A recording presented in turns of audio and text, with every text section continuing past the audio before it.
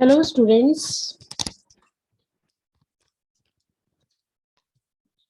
Last class में मैंने आपको डिसीजन कंट्रोल स्ट्रक्चर स्टार्ट कराया था, पर बहुत दिन हो गए, बीच में एग्ज़ाम शुरू हो गए थे तो हमारी वहाँ ड्यूटी लगने लग गई, तो उस कारण से हम आपकी क्लास नहीं ले पाए। तो चैप्टर 5 डिसीजन कंट्रोल स्ट्रक्चर मैंने थोड़ा सा कराया था, बट मैं स्टार्टिंग से बता दूंगी आपको। तो उसको बताने से पहले हम देखते हैं। देखो, यूनिट 1 के अंदर फर्स्ट 4 चैप्टर आते हैं। Computer, a general introduction, introduction to C, data type, operator and expression. तो मैंने आपको ये चारों के चारों चैप्टर करा दिए हैं, तो 2 क्वेश्चन आपके इसमें से कंप्लीट हो जाएंगे। यूनिट 2 के अंदर आपके फिर 4 चैप्टर आते हैं। Chapter 5, chapter 6, chapter 7, chapter 8, chapter 9, sorry chapter 5 चैप्टर आ रहे हैं। तो चैप्टर 5, 6, 7, 8, 9, जिसमें से हम चैप्टर 5 करेंगे, चैप्टर 5, और थोड़ा सा चैप्टर 6 भी मैं आपको करा दूंगी, जिससे आपका एक क्वेश्चन कंप्लीट हो जाएगा। यूनिट 3 के अंदर 10 से लेकर 14 तक के चैप्टर और न्यूमेरिकल एनालिसिस का चैप्टर 1 आता है। तो 10 से लेकर 14 तक एक क्वेश्चन कंप्लीट होता है, और फर्स्ट में न्यूमेरिकल एनालिसिस के फर्स्ट चैप्टर में से एक क्वेश्चन आ जाता है। तो एक क्वेश्चन मैं आपको करा चुकी हूँ, तो यूनिट 3 आपकी कंप्लीट है। यूनिट 4 के अंदर साइमल्टेनियस लीनियर अलजेब्रिक इक्वेशन आती है, जिसमें आपके 2 क्वेश्चन कवर अप हो जाएंगे, तो दोनों कंप्लीट है। तो मोस्टली सिलेबस हमारा कवर अप हो चुका है। तो हमारे पास 2 ही चैप्टर, डिसीजन कंट्रोल स्ट्रक्चर और लूप्स। अगर सिर्फ तुम डिसीजन कंट्रोल स्ट्रक्चर भी कर लोगे तो मतलब आपके 4 क्वेश्चन तो वैसे कंप्लीट हो गए हैं, क्योंकि अब की बार जो सिलेबस आएगा उसमें से 9 में से कोई भी 4 क्वेश्चन करो आएगा, तो 4 क्वेश्चन आपके कंप्लीट हो गए हैं। फिर भी मैं यूनिट वाइज भी कंप्लीट करा रही हूँ। तो हम डिसीजन कंट्रोल स्ट्रक्चर आज पढ़ेंगे। Decision control structures, decision control structures में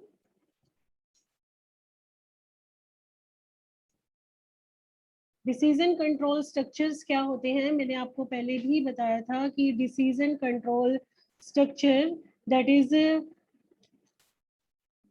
वो स्ट्रक्चर जिसमें हम डिसीजन को कंट्रोल करते हैं, that is the decision control structure. Many programs sorry many programs need to execute some particular statement if and only if a particular condition is true। मतलब कि आप क्या करोगे, बहुत सारे प्रोग्राम्स हैं जिसमें कुछ कंडीशन ट्रू होंगी तो पर्टिकुलर स्टेटमेंट एग्जीक्यूट करेंगी, और कुछ ट्रू नहीं होंगी तो कुछ स्टेटमेंट एग्जीक्यूट नहीं करेंगी। उसको हम बोलते हैं, this is the conditional execution of a program. Similarly कुछ केसेस में क्या होगा, in many cases we need to select only one group of statement from several group of instructions. मतलब बहुत सारी इंस्ट्रक्शंस का एक हमें सेवरल ग्रुप दे रखा होगा, हमें सिर्फ एक ग्रुप को सिलेक्ट करना होगा, और we need to perform the selection. ठीक है। Many program need a group of instruction to be repeated either until unless some condition is satisfy for predetermined number of step, it is known as the looping और iteration. जैसे हमने iteration मतलब कि जब तक हमारा result ना आ जाए हम प्रोसेस को रिपीट करते रहेंगे, ऐसे ही प्रोग्राम के अंदर भी ग्रुप ऑफ इंस्ट्रक्शंस होंगी जो बार बार रिपीट होती जाएंगी, तो उनको हम बोलेंगे that is the looping. Okay. तो नेक्स्ट आपका आता है that is the structure language. Structure language क्या होती है, the language where the program consist of block of statement and the program follow is determined by the sequence, selection, iteration of statement are known as the structure language such as C, Fortran, Pascal। तो मतलब कि बहुत सारी ऐसी जैसे language है जिसमें structure language का यूज होता है, जिसमें से सी एक है जो हम पढ़ रहे हैं, जिसमें हम sequence, selection, iteration of statements पढ़ेंगे। अब नेक्स्ट आता है कंट्रोल स्ट्रक्चर। क्या होता है कंट्रोल स्ट्रक्चर, 3 टाइप का होता है, sequence, selection and branching, iteration and looping. ये हम पहले भी करा चुके हैं। सीक्वेंस क्या होता है? सीक्वेंस के अंदर मैंने आपको बताया था कि जो इंस्ट्रक्शन है उसकी एक सीक्वेंस बनती जाएंगी, वन बाय वन हम इंस्ट्रक्शन को फॉलो करेंगे। पहले फर्स्ट इंस्ट्रक्शन एग्जीक्यूट होगी, फिर सेकंड, फिर थर्ड एंड सो ऑन, जितनी भी इंस्ट्रक्शन है सीरियल वाइज एग्जीक्यूट होगी, तो वो आपका क्या बनेगा? सीक्वेंस। अब इसको पढ़ देती हूँ मैं। It is the simplest control structure in the program. The program is divided into set of instruction where each instruction has a specific task. Her instruction का कोई specific task होगा. The control passes sequentially from one instruction to another instruction. एक instruction से control दूसरे instruction में जाएगा. At the start, the first instruction is execute, then second, then next, and so on. तो एक line सी बनेगी, जैसे इसका एक डायग्राम भी दिखा रखा है। फर्स्ट एंट्री होगी, एंट्री के बाद फर्स्ट इंस्ट्रक्शन 1, फिर इंस्ट्रक्शन 2 एग्जीक्यूट, फिर इंस्ट्रक्शन 3, जितनी आपको दे रखी है इंस्ट्रक्शन n, फिर आपका चलता ही जाएगा। तो सीक्वेंस ऑफ इंस्ट्रक्शन है, पहले आप फर्स्ट इंस्ट्रक्शन को फॉलो करोगे, फिर सेकंड इंस्ट्रक्शन को फॉलो करेंगे, फिर third and so on, then stop. ये आपका क्या था? That is the sequence. उसके बाद आता है सिलेक्शन। सिलेक्शन के अंदर हम कुछ सिलेक्शन करेंगे। In a selection a particular group of the statement is select. एक पर्टिकुलर ग्रुप ऑफ स्टेटमेंट को हम सिलेक्ट करेंगे from several group of instructions depending upon the outcome of the selection condition. Condition के ऊपर depend करेगी। These groups of the statement are the branches. मतलब जो condition से हमारी दो स्टेटमेंट्स निकलेंगे उनको हम ब्रांचेस बोलेंगे। At a time only one of the branches select. Condition के ऊपर डिपेंड करेगा कौन सी ब्रांच हमें सिलेक्ट करनी है। and the control then passes to that branches. Instruction in that branches are execute sequentially. This is called the conditional execution in branching of the program. देखो कैसे करेंगे। जैसे फर्स्ट इसका प्रोग्राम बना हुआ है, फ्लो चार्ट बना हुआ है। फर्स्ट देखो ये एंट्री हो गई, एंट्री के बाद फर्स्ट आपकी यहाँ पे एंट्री हो गई, एंट्री के बाद क्या हो जाएगा? कंडीशन लगा दी, दैट इज एंट्री। एंट्री के बाद आपके पास कंडीशन आ गई। अगर कंडीशन ट्रू है तो यहाँ से ब्रांच निकलेंगी दो। फर्स्ट ब्रांच अगर यस है तो ये इंस्ट्रक्शन फॉलो होंगी, इंस्ट्रक्शंस 1, इंस्ट्रक्शन 2, इंस्ट्रक्शन जितनी भी इंस्ट्रक्शन है वन बाय वन फॉलो करेंगी। अगर आंसर कंडीशन का नो है तो ब्रांच 2 फॉलो करेगी। सीक्वेंस में इंस्ट्रक्शन फॉलो होंगी, फिर प्रोग्राम आपका क्या हो जाएगा? स्टॉप हो जाएगा। ओके। नेक्स्ट आपके पास आता है iteration.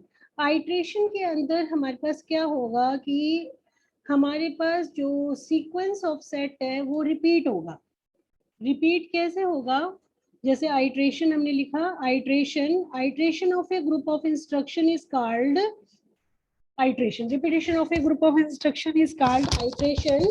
Sometime it is required we repeat a group of instruction again and again depending upon the outcome of an iteration condition. If outcome of condition is true, then control shift back to the first instruction of the group and all the instruction are repeated again and again. This is all known as the looping.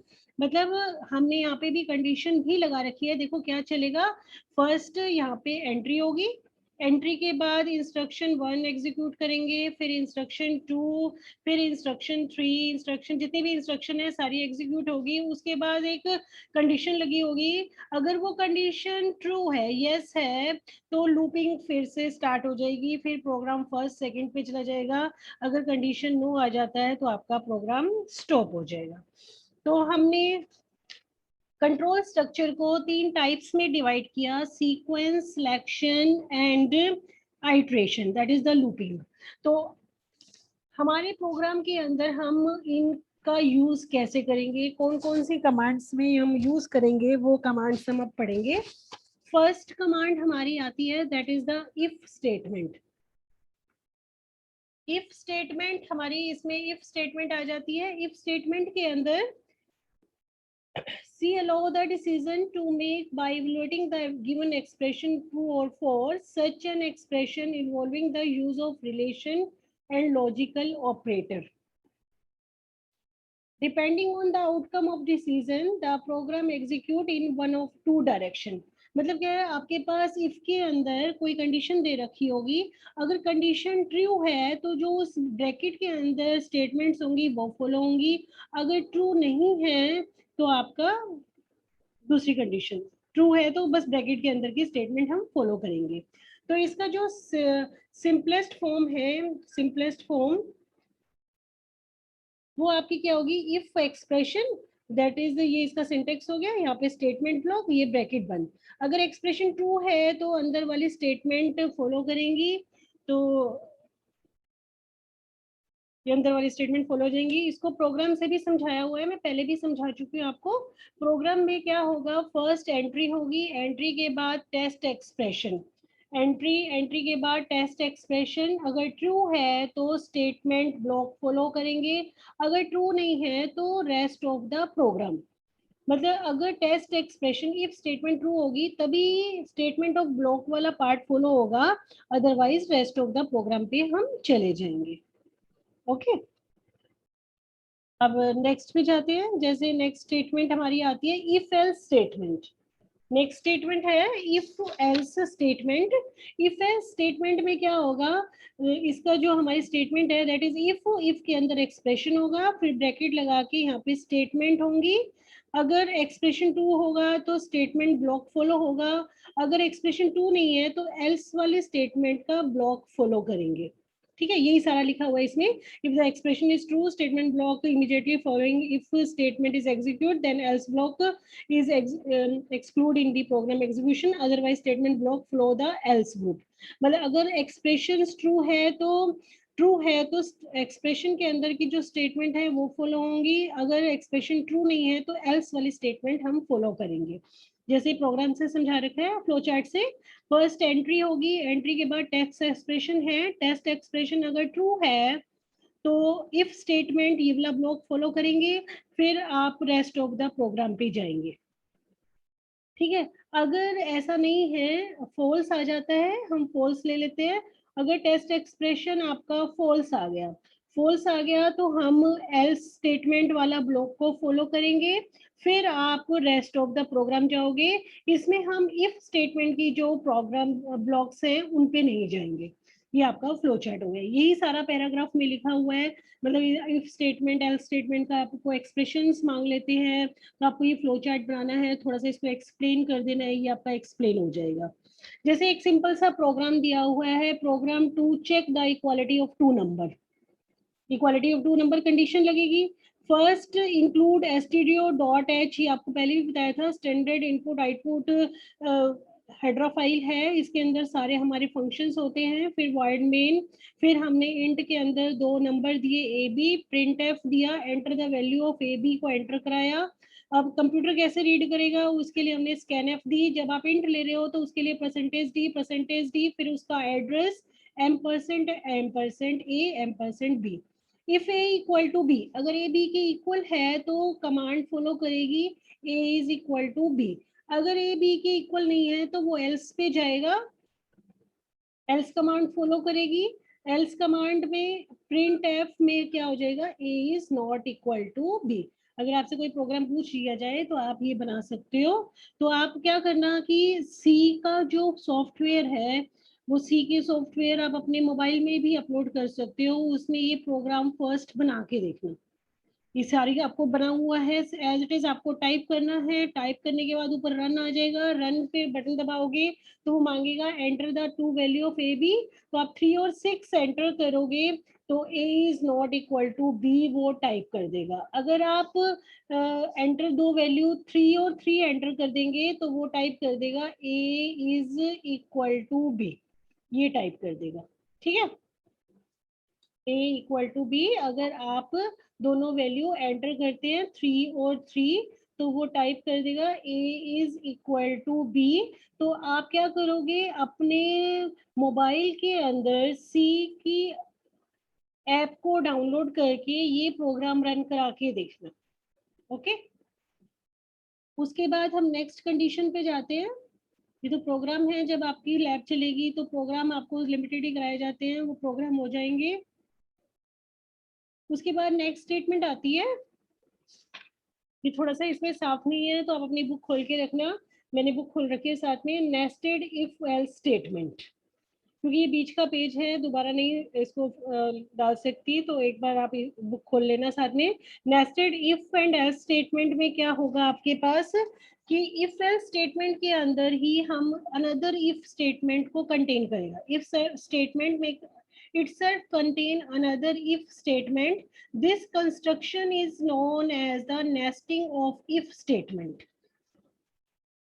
ये line लिखी हुई है, मतलब एक if statement के अंदर another if statement डाल देंगे तो वो नेस्टेड हो जाएगा। जैसे ये डायग्राम बना हुआ है, फर्स्ट एंट्री हो गई, एंट्री के बाद टेक्स्ट एक्सप्रेशन हो गया, टेक्स्ट एक्सप्रेशन अगर ट्रू है तो स्टेटमेंट ब्लॉक 1 फॉलो करेगा और हम रेस्ट ऑफ द प्रोग्राम पे चले जाएंगे। अगर हमारा टेक्स्ट एक्सप्रेशन फॉल्स आ रहा है तो स्टेटमेंट ब्लॉक ये वाला फॉलो करेगा। उसके बाद भी फिर टेस्ट एक्सप्रेशन आ गया, टेस्ट एक्सप्रेशन दे दिया, मतलब इफ के अंदर फिर अनदर इफ स्टेटमेंट डाल दी, अगर ट्रू है तो ये वाला स्टेटमेंट आप फॉलो करोगे, अगर वो फॉल्स आ जाता है तो आप ये वाला स्टेटमेंट फॉलो करोगे, फिर आप रेस्ट ऑफ द प्रोग्राम पे चले जाओगे। ठीक है, तो मतलब इसमें क्या दिया कि हमने इफ स्टेटमेंट के अंदर ही एक अनदर इफ स्टेटमेंट डाल दी, तो नेस्टेड मतलब डालना, ये कह सकते हो आप कि अनदर इफ स्टेटमेंट हमने इसमें क्रिएट कर दी। अब जैसे ये हमारे पास नेक्स्ट एक प्रोग्राम है कि 3 नंबर्स का ग्रेटेस्ट फाइंड करना है, तो अब ये देखो कैसे नेस्टेड इफ स्टेटमेंट हो गई है। Program of to find the greatest of 3 number है, फर्स्ट इन स्टार हमने हाइफन इंक्लूड हाइड्रा फाइल दे दी, stdio.h standard input output header file होती है, वॉइड मेन दे दिया, फिर इंट abc। 3 नंबर है तो हमने तीनों इंटीजर ले लिए, इंट मतलब abc। आप ध्यान रखना, आप इंट यूज करोगे जब इंटीजर लोगे, फ्लोट यूज करोगे जब आप फ्लोटिंग रियल पॉइंट लेंगे, फिर प्रिंट एफ में 3 वैल्यू एंटर कराई abc। फिर कंप्यूटर कैसे रीड करता है स्कैनएफ से, तो उसकी हमने स्पेसिफिकेशन डाल दिया, percentage D percentage D percentage D, और उसका एड्रेस दिया एम%a एम%b एम%c। फिर कंडीशन लगाई if A equal to B, अगर ए बी से बड़ा आ जाता है, इफ ए बी से बड़ा है, अब ए बड़ा हो गया बी से, बट 3 पॉइंट थे सी, तो ए के अंदर एक और कंडीशन डालनी पड़ेगी। इफ के अंदर हमने अनदर इफ स्टेटमेंट डाल दी, if a is greater than c, print f a is a greatest, else print f c is a greatest. अब अगर ए बी से बड़ा नहीं है तो इसका मतलब बी बड़ा होगा, बट बी अब सी से बड़ा है कि नहीं वो चेक करने के लिए फिर इफ कंडीशन अंदर डाल दी, if b is greater than c, printf b is a greater, else printf c is a greater। तो ये आप प्रोग्राम भी टाइप करके देखना, ये वाला प्रोग्राम भी टाइप करके देखना, रन करा के देखना, तो आपके पास रन कराओगे, एंटर द वैल्यू मांगेगा एबीसी, कोई भी 3 वैल्यू डालोगे तो वो आपको बता देगा कौन सी वैल्यू आपकी ग्रेटेस्ट है। वैसे तो देखो 4 7 9 है, आप वैसे ही बता सकते हो, बट ये आपको ग्रेटेस्ट वैल्यू बता देगा। तो ये प्रोग्राम है, प्रोग्राम बनाने के लिए सिंपल सा तभी लिया हुआ है ताकि आपको सिंपल से समझ में आ जाए। प्रोग्राम वैसे हम यूज करते हैं कि बहुत लेंथी कैलकुलेशन हो उनके लिए यूज करते हैं, सिंपल तो आप ऐसे भी बता सकते हो, बट आपका अभी सिंपल प्रोग्राम ही आएंगे। उसके बाद नेक्स्ट आता है एलसीफ लैडर। एलसीफ लैडर में क्या होगा आपका, एक मतलब कि इफ स्टेटमेंट के अंदर लैडर बनती जाएगी, another if statement another if statement another if statement. It is a chain of if statement, chain of if is in which the statement association with each else is an if it take the following form, जैसे if condition 1 statement block 1, else if condition 2 statement block 2, ऐसे ही चलता जाएगा। मतलब इसके अंदर हमारे पास conditions आती जाएंगी, ऐसे ही else if condition 3 statement block 3, else if condition n statement block n, else and statement block n हो गया। तो else के अंदर हमने लैडर बना दी। देखो जैसे एंट्री है, जैसे हमने ये प्रोग्राम बना रखा है और फ्लो चार्ट में रखा है, सॉरी फ्लो चार्ट में हमने क्या किया, फर्स्ट एंट्री दी, एंट्री के बाद कंडीशन बोली, कंडीशन अगर फॉल्स है और ट्रू है तो स्टेटमेंट ब्लॉक 1 फॉलो करेगा, स्टेटमेंट ब्लॉक 1 फॉलो करेगा, उसके बाद रेस्ट ऑफ द प्रोग्राम। अगर कंडीशन आपकी फॉल्स हो जाती है तो फॉल्स के कारण फिर हमने नेक्स्ट कंडीशन, फॉल्स के अंदर नेक्स्ट कंडीशन डाल दी, दैट इज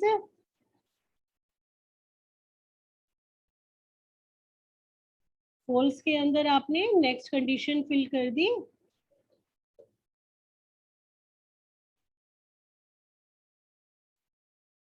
फॉल्स के अंदर नेक्स्ट कंडीशन हमने डाल दी। तो नेक्स्ट कंडीशन 2, अगर फॉल्स है तो फॉल्स के अंदर हम किसमें कंडीशन डाल रहे हैं, ट्रू में नहीं डाल रहे हैं। अगर ट्रू है तो स्टेटमेंट ब्लॉक 2 फॉलो होगा और एंड ऑफ द प्रोग्राम पे चला जाएगा। अगर फॉल्स है तो नेक्स्ट कंडीशन आप डालेंगे कंडीशन 3, कंडीशन 3 आप फॉलो करेंगे। कंडीशन 3 अगर ट्रू है तो आपका स्टेटमेंट ब्लॉक 3 फॉलो होगा, अदरवाइज वो फिर आपकी फॉल्स है तो वो नेक्स्ट कंडीशन है ऐसे ही डालते जाओगे। ट्रू है तो आप स्टेटमेंट ब्लॉक एन फॉलो करेंगे, अगर फॉल्स है तो फिर ऐसे ही n+1 तक कंडीशन हमने इसमें डाल दी, n+1 तक कंडीशन हमने डाल दी। तो यहाँ से देखो आपकी ये ऐसे देखा जाए तो एक लैडर बन रही है, तो लैडर के टाइप की बन रही है, इसीलिए हम इसको लैडर एल्स इफ लैडर बोलते हैं कि हम इसके अंदर कंडीशंस पुट करते जाती है। ओके, तो इसका प्रोग्राम ज्यादा करने की जरूरत नहीं है। उसके बाद नेक्स्ट स्टेटमेंट आती है, नेक्स्ट स्टेटमेंट है इसके अंदर स्विच स्टेटमेंट। स्विच स्टेटमेंट क्या है, मतलब स्विच स्टेटमेंट के अंदर भी हमने कंडीशंस की एंट्री कराई हुई है, बट इसको थोड़ा सा जैसे हमने अच्छे ढंग से डिजाइन किया हुआ है कि designer, even designer of program confuse हो जाता है, तो कंफ्यूजन से बचने के लिए स्विच स्टेटमेंट, जैसे देखो we use switch statement which allow selection several out of several available group. The direction of the branch taken by the switch statement is based on the value of any int variable and expression. Variable or expression is placed in parentheses following by the keyword switch. ठीक है, उसको पढ़ सकते हो, आप पूरा paragraph भी पढ़ सकते हो। देखो मैं एक बार पढ़ देती हूँ। C built-in multi-way decision statement known as the switch that permit virtually any number of branch rather than permitting a maximum of 2 branches. In else if statement, the complexity of the program increased dramatically if number of alternative increases. अगर alternative increase बनता जाएगा तो programme आपका क्या बन जाएगा, tough बन जाएगा, जिसको रीड करना बहुत ही टफ होगा। तो उस टफनेस से बचने के लिए हमने स्विच स्टेटमेंट का यूज करना है। ठीक है, अब स्विच स्टेटमेंट की आपका जनरल फॉर्म क्या होगी, स्विच एक आपका क्या है, कीवर्ड्स है, तो स्विच एज इट इज रहेगा, फिर एक्सप्रेशन, फिर केस 1 एक्सप्रेशन 1 स्टेटमेंट ब्लॉक 1, फिर break case expression 2 statement block 2 break, and चलता जाएगा। तो यहाँ से आपका ये बन जाएगा expression represent the constant and integer value expression. ठीक है, तो ये चलता जाएगा, आपका ये बन जाएगी, दैट इज यहाँ पे देखो ये आप इस प्रोग्राम से देख सकते हो, इस फ्लो चार्ट से एंट्री हमने यहाँ पे स्विच एक्सप्रेशन दिया। देखो इससे क्या होगा कि आपका फ्लो चार्ट भी इजिली समझ में आ रहा है, उसमें कॉम्प्लिकेशन बन रही थी। एक्सप्रेशन 1 अगर आपका ट्रू है तो ब्लॉक 1 और रेस्ट ऑफ द प्रोग्राम। ठीक है, अगर फॉल्स है तो एक्सप्रेशन 2, अगर एक्सप्रेशन 2 ट्रू है तो ब्लॉक 2 आ जाएगा, फिर आपका फिर वैसे ही ब्लॉक 2 जितने भी ब्लॉक्स आएंगे फिर वो रेस्ट ऑफ प्रोग्राम पे चले जाएंगे। ऐसे ही नेक्स्ट अगर फॉल्स है तो एक्सप्रेशन 3 फॉल्स होगा तो ही एक्सप्रेशन लगाने हम, ट्रू है तो फिर ब्लॉक 3 पे गया, फिर वो नीचे रेस्ट ऑफ प्रोग्राम पे चला जाएगा। ऐसे ही चलते जाएंगे हम, चलते जाएंगे एक्सप्रेशन एन, एक्सप्रेशन